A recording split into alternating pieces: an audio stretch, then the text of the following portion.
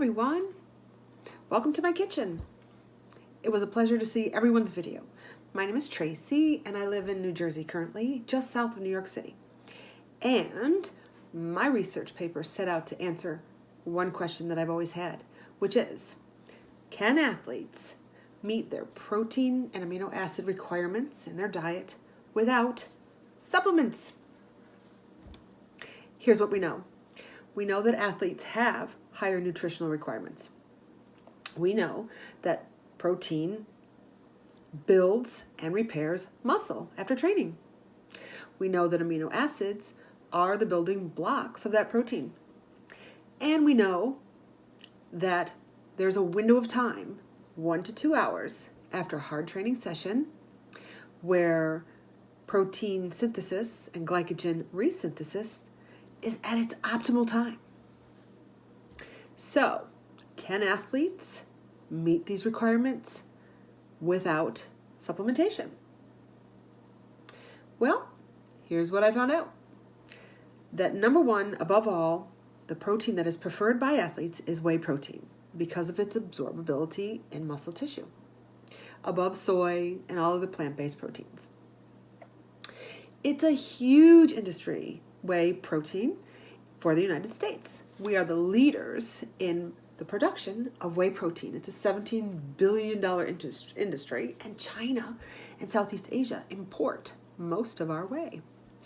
Whey protein has the highest BV, or biological value, of all proteins that we can consume as humans, just followed by a whole egg.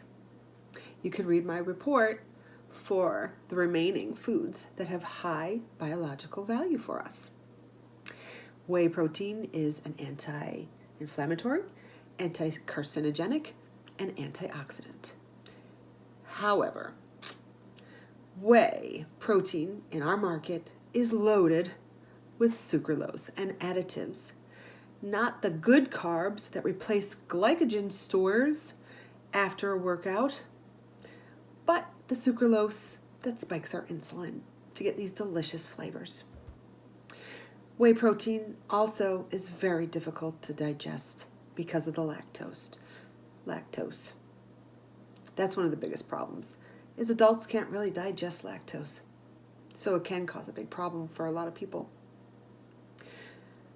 The biggest thing that I found is the toxicity in the manufacturing processes of our whey protein.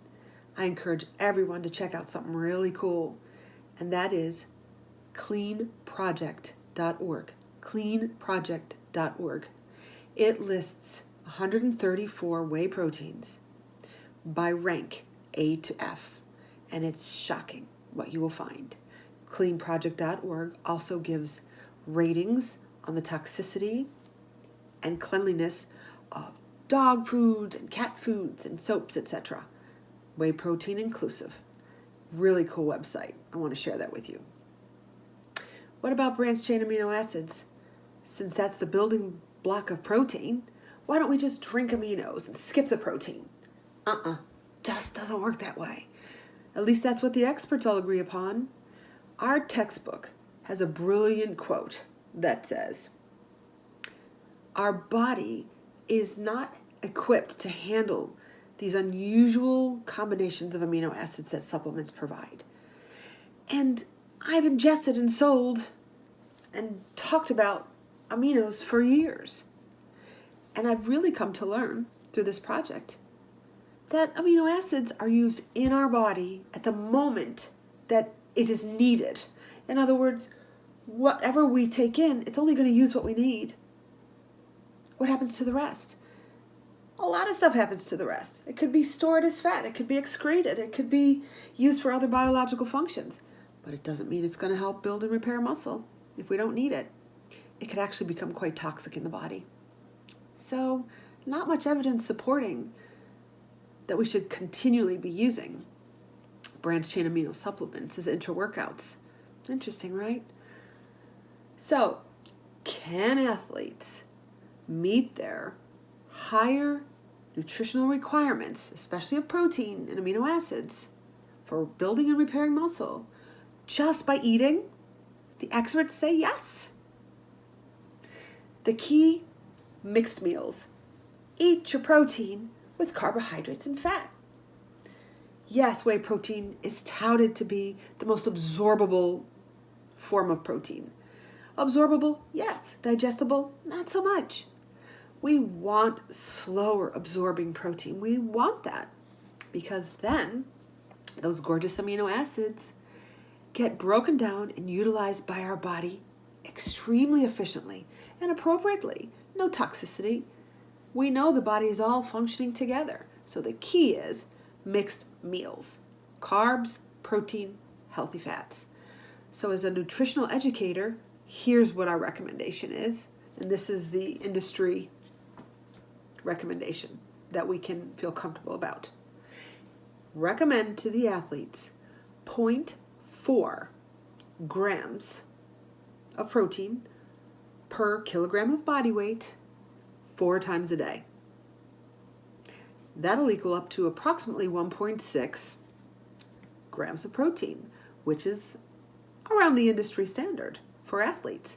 It can go up to 2.2 grams of protein per kiloweight of body, or per kilogram of body weight per day. The key is going to be mixed meals 4 times a day, approximately 0.4 grams per meal. Now, as a nutritional educator, we know that hitting that window of time, that 1 to 2 hours post-workout, and sitting down to that beautiful mixed meal isn't always possible every single day. So we can confidently advise that, yes, you can supplement with a whey protein, ready to drink, powder. Just watch those sugars and those delicious flavors. Keep it simple. Keep your sucralose down. Use it moderately, use it appropriately, and enjoy delicious foods. Thanks for your time, everyone.